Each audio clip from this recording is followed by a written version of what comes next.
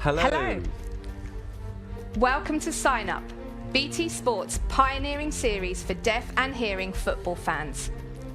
We're here in Istanbul. On Saturday night, Manchester City will play Inter Milan in the Champions League final, giving them a chance to win this iconic trophy. Well, as a Spurs fan, this is the closest you'll get to it. If they do, they will emulate Manchester United's historic treble of 1999.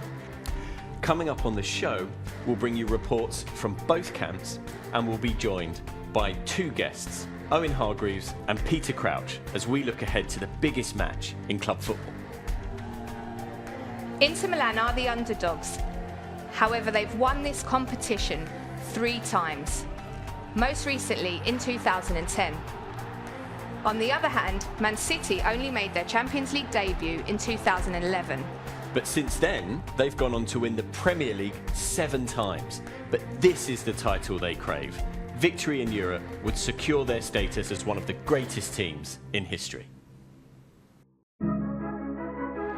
An historic night for Manchester City.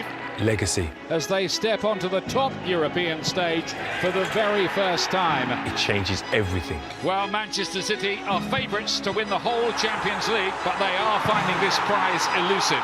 And this is a moment that can change it all. This is a team on the verge of greatness. It's a goal! So as the spotlight of history shines upon us, Can Manchester City finally go all the way? it's time to take centre stage. It's the one that this club really wants.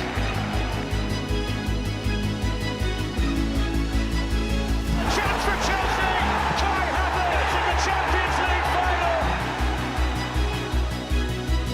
Here's De Bruyne, there's the shot, and there's the goal! Oh, what about that? Owen scores!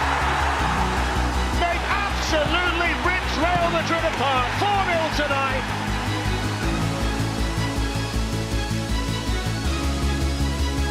Inter Milan book their tickets for the Champions League final. British Sign Language is now at the heart of our coverage as we take small steps in building a lasting legacy for the deaf community. Welcome to Sign Up. So we're here with Owen Hargreaves, 2-time Champions League winner. Owen, welcome to Sign Up. Now, you've been involved in the Deaf Away Days programme, and I believe they gave you a sign name. Can you remember what it was? Well, correct me if I'm wrong. I think it was something a bit like that. Yeah, absolutely. Do you remember why? I think it was because I ran a lot when I played football. I think that had something to do with it. Perfect. Good memory. Do you still do that now? No, I can't run at all. I'm too old. Manchester United won the treble back in 1999, and 8 years later you joined the club. When you joined, did they still talk about the treble? Did it influence their culture at the club? Well, that's what it's about, you know, trophies at Manchester United. You know, the history, the great players, the trophies, and you just want to go and do that and win that and be like the great teams and Sir Alex Ferguson. That was a dream to win a treble, but it's very, very difficult just to win one of these trophies, never mind the treble. So, but that is the dream, if you can, and obviously Manchester City have the opportunity to go do that. If they do, what would it mean for them? Would they feel happy? Would they have got one over on Manchester United? Oh, it's a dream. It's an absolute dream. I think for the football club, it's hard. It's very, very hard to win trophies, the Premier League and the Champions League. But to win all 3 in one season is very, very rare. And they become one of the great teams, one of the iconic teams. So that is the dream. They have an opportunity to do it tomorrow, to become one of the best teams we've seen in the last decades. That's an amazing opportunity for them. Can you tell us your experiences? You've won this trophy twice, once with Munich, once with Man United. How was that? It was a dream. You know, I grew up in Canada. I didn't even think I'd become a professional football player. You know, so to have the opportunity to play in a Champions League final, and to win a trophy like that, when I think I was 19 or 20, my first one, was an absolute dream. I remember I flew my mum and dad over. That, you know, they were all nervous watching the game. I was nervous coming onto the pitch, but it was such a dream. And then when I played for Manchester United, I think I was 26. You know, I was a little bit more experienced. We had an amazing team with Cristiano Ronaldo and Tevez and Rooney, and you know, world-class players everywhere. And I just remember walking on the pitch thinking, you know, we're going to win. But I was more comfortable, I was more mature, and it was a complete different experience with Manchester United than it was with Bayern. It's pretty incredible. Could you tell us, like, thinking of Man City now, they've won lots of domestic trophies. The fans have really enjoyed that. But what's the difference between that and winning a European trophy? Well, this is the dream. You're the best team in Europe. This is what they've been striving to be. You know, they've been the best team in the Premier League. They've won all the domestic trophies. This is the dream. This is why they spent all the money to be the best team in Europe. You know, think about the great history of all the teams that have won it. But Manchester City have never won it. And this is what they've been dreaming about. And this is one of the greatest opportunities they'll ever get. And this is the moment they've been dreaming for. And they'll want to finish the job. Yeah, definitely. Man City made their Champions League debut in 2011, and they then went on to win the Premier League in the same season, and you were there. Looking at Man City's team now compared to what it was back then, how have they changed? Yeah, I mean, I didn't play that much, but what I got to see was an incredible team, an incredible group of players. People only see the players, you know, the David Silva and Sergio Aguero, Yaya Toure, Vincent Kompany. But behind the scenes, I had all these amazing people in every department, and I was blown away. I knew they were going to be a powerhouse. I think everybody knew Manchester City were going to be a powerhouse. And that was the start of the journey, winning the Premier League. And obviously, the goal is to win the Champions League. But Manchester City have been an incredible football club on and off the pitch.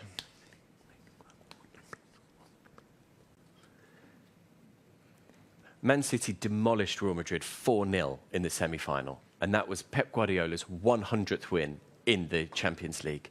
Rio Ferdinand went to meet with Pep ahead of his 4th Champions League final. More Champions League heartbreak and heartache for City. To be considered one of the greatest teams is to win the Champions League.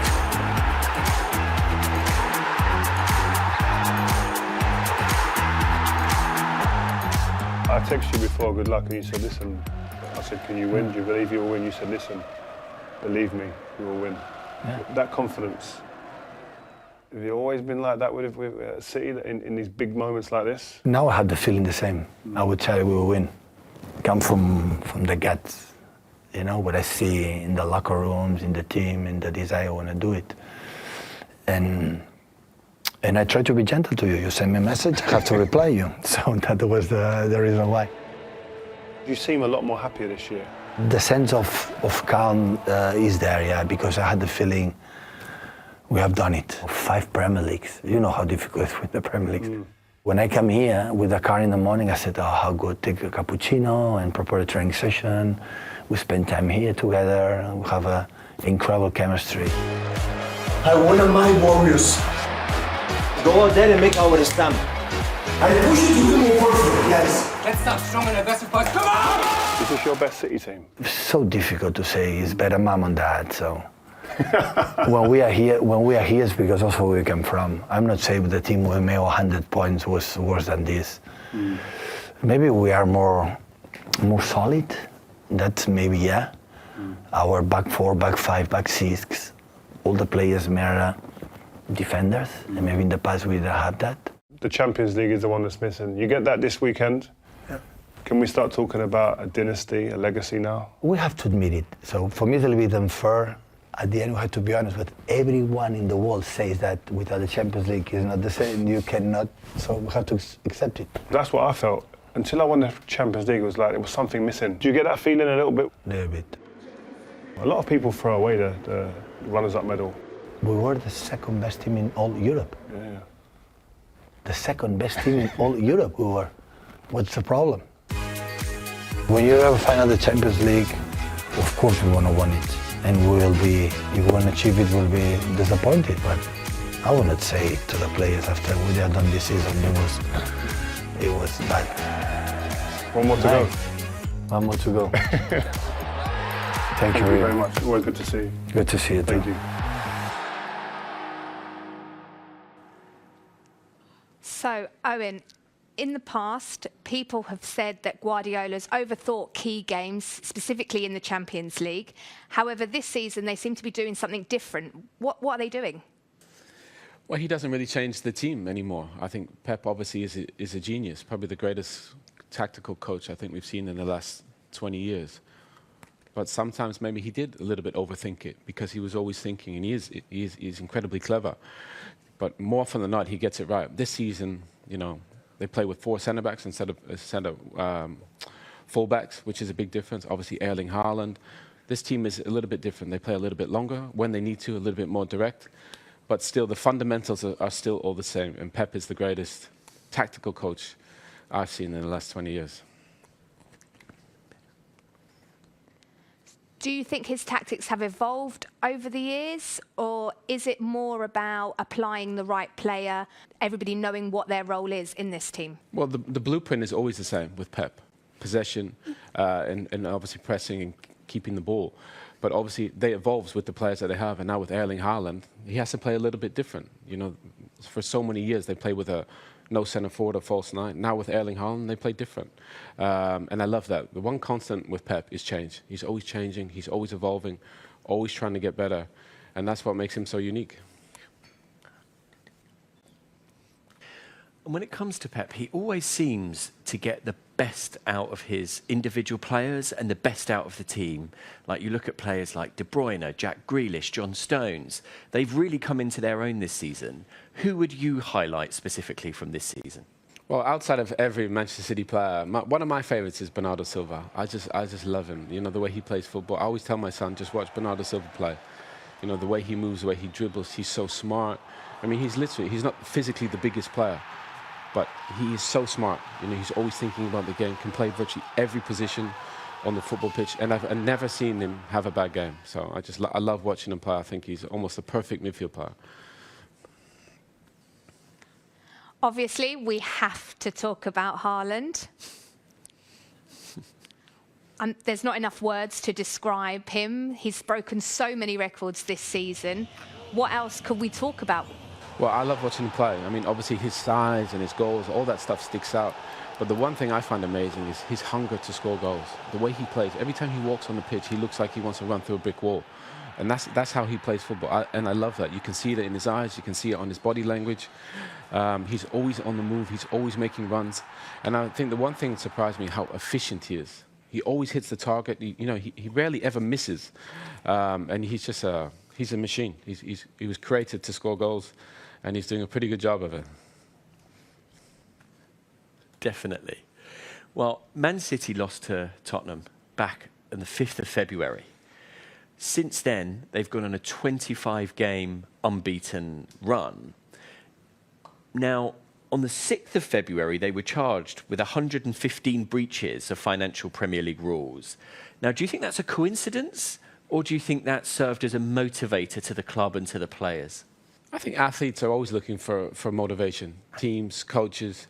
But I think the players don't really think about that as much. You know, they just think about the football.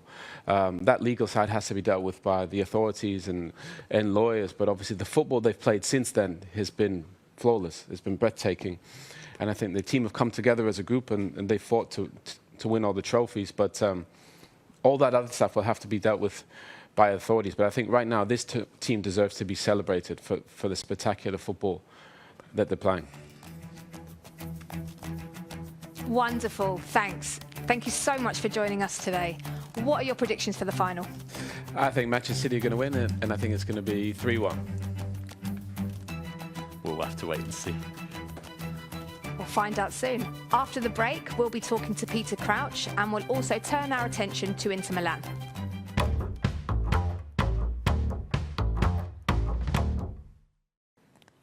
Welcome back.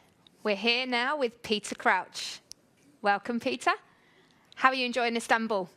I'm enjoying it, yeah. I mean, first time I've been here, really, and I've been able to enjoy the city. I've played here, Fenerbahce, Galatasaray, Besiktas, but you only really see the hotel and then play.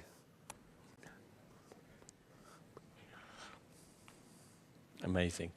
So, you know, within deaf culture, we like to give people sign names. And there are lots of very famous players that don't have a sign name. Take Messi, for example. He doesn't have a sign name. Cantona does, the collar. Mbappe does, his goal celebration. You might be surprised to know you have one. Could you guess what you think it is? If I had to guess, it'd be, my name is that, you can do it, right? Crouch. That's actually quite good. You do have an iconic sign name that is specific to your characteristic, and this is it. Really? Yeah, that's your sign name, Crouchy. Literally, yes. Your sign name is the Robo Dance. Well, I feel very honoured that it would have been easier just to crouch. But it's bad. Yeah, but it's quite boring. True. The robot's a lot more visual. I like it. I'm happy with that. So you were in the Champions League final, Athens 2007. What was it like, the build-up to the game, the pressure, the nerves? I think it's the biggest game in football, and I just felt privileged to be there, really. And I know I've got a job to do, but I was incredibly proud to be on the stage like that. Unfortunately, we lost the game, and it's the one game that I probably, if I could go back, I would change. Because sitting here a Champions League winner would be, it's a lot different to unfortunately losing it. I don't even know where my medal is. Well, do you know what? If you do find it, we'd be very happy to take it off your hands. It just didn't. Once it's a loser's medal, it hurts every time you look at it. So I haven't looked at it since. I mean, that makes a lot of sense in the way you put that. And, that was the rematch, really, of the 2005, the miracle of Istanbul. And here we are again in this city, same stadium. What were your memories of that final? Oh, so special. One of the best games I think I've ever seen. In possibly one of the best teams, AC Milan, and the way they came back was phenomenal and amazing to think that just after that I signed for the club. It's now time to look at Inter Milan. BT Sport's Italian football maestros have been in Milan this week.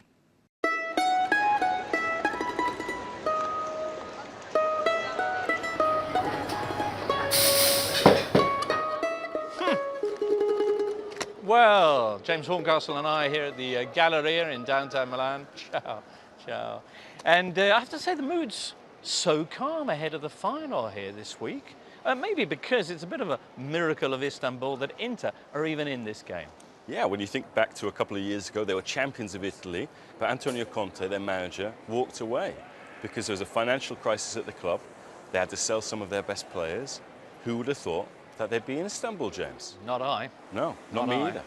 All right, well, before they headed off to Istanbul, we headed out to their training ground at Appiano Gentili to speak to some of the key men. And let's begin with the vice president of Inter, the last man to lift the Champions League trophy for the Nerazzurri, Javier Zanetti. Qual è la differenza tra la sua squadra e questa? Sono diversi momenti. Io credo che la nostra era una squadra più matura, con giocatori di grande personalità. Stavamo culminando un ciclo perché venivamo da tanti anni vincendo in Italia, mancava questo passo di vincere in Europa e quella notte di Madrid credo che sarà indimenticabile per tutti noi. Ma io mi sento bene, sono contento perché pensare che nel 2010 ho visto la semifinale dell'Inter a San Siro contro il Barcellona in tribuna e oggi avere la possibilità di giocare la finale di Champions è veramente una bella soddisfazione che mi sono guadagnato con il lavoro. Lei quanti anni è che segue l'Inter da tifoso e adesso giocatore? Da quando sono nato. Ecco, e allora lei sa che nel bene e nel male l'Inter è capace di tutto? Certo, per quello è sempre stata chiamata pazza Inter. Voi pensate che l'Inter è un po' sottovalutata? No, sottovalutata no, noi abbiamo tanto rispetto, sappiamo che il Manchester City è la migliore squadra del mondo, però sappiamo che abbiamo fatto un grandissimo percorso, che ci siamo meritati questa finale con pieno merito e la giocheremo nel migliore dei modi, sapendo che incontreremo i migliori che in questo momento ci sono in circolazione. Inzaghi's sides tend to play attacking football. You look at Nicola Barella buzzing around everywhere, Di Marco getting up the flanks, Lautaro as well. Sensational. What a year Lautaro has had, no? Getting married, winning the World Cup, and now in a Champions League final. Sicuramente che è una cosa bellissima, 6 mesi, giocare la finale di Coppa del Mondo, giocare la finale di Champions League. Calcisticamente parlando, qual è la differenza tra giocare con Lukaku e Dzeko? Guarda, sono due giocatori diversi, Romelu un po' più di tenere il uomo, di cercare di allungare l'altra squadra, io girarle sopra o sotto, dipende dal movimento che fa lui. Con Edin gli piace tanto giocare, scendere a dialogare con la squadra, sono due giocatori diversi ma mi trovo bene con tutti e due. No question Man City the favourites, but as Di Marco says, Pazze Inter, crazy Inter. They can lose to Spezia, they can beat Barcelona. You never know what you're going to get. You don't. Internazionale, brothers of the world, could they be the next champions of Europe? Inter Milan manager Inzaghi has the nickname King of Cups. He's only lost 1 out of the last 20 knockout games. He's won his last 7 finals in a row, an extraordinary record. He has come up against Guardiola as a player, but not as a manager. So, Peter, what are your views on Inter Milan and their chances in this final? I think slim, but nothing against Inter Milan. I just think Manchester City are one of the best teams we've seen. Defensively, Inter have been very good, especially in the Champions League, and they do have some firepower up front. We just saw in that piece Martinez talking about Dzeko and Lukaku. What do you think of their attacking threat? Like them, certainly both as players. Martinez has been fantastic for Inter Milan over the last few seasons, and it always seems to be a partnered with one of Lukaku or Dzeko. But in the big games, it always seems to be Dzeko. But that's not to say Lukaku's a huge threat off the bench late on as well. For sure. And we know that Inter Milan have had some financial difficulties over the last couple of years. Man City, on the other hand, are state-backed, very wealthy. If they do win, what does it say about finances in football? It's a big question to ask. You know, I'm a football man, so I concentrate on what's happening on the pitch. And for me, I enjoy watching Manchester City, and it's a privilege to be around and watch this team. So what do Inter Milan need to do to beat Man City? Do what they've done throughout the Champions League and be defensively very, very solid. And you'd have to hit Manchester City on the break or rely on set pieces. It's a big task, but it's a one-off game in a Champions League final, and we've seen it before. Absolutely. 90 minutes of football. Anything can happen. So, Crouchy, it's been great to have you in the studio. Thanks for joining us. It's been wonderful. And before we let you go, I've got to ask you, prediction, score. I think it'd be 3-1 to Manchester City. Yeah, I think we're all thinking the same scoreline there. On Sunday, we'll have a highlight show on Sign Up at 9:45, so make sure you join us. We'll have all of the post-match interviews in British Sign Language, and we'll have England legend Farrah Williams joining us for her analysis. See you then. Bye-bye.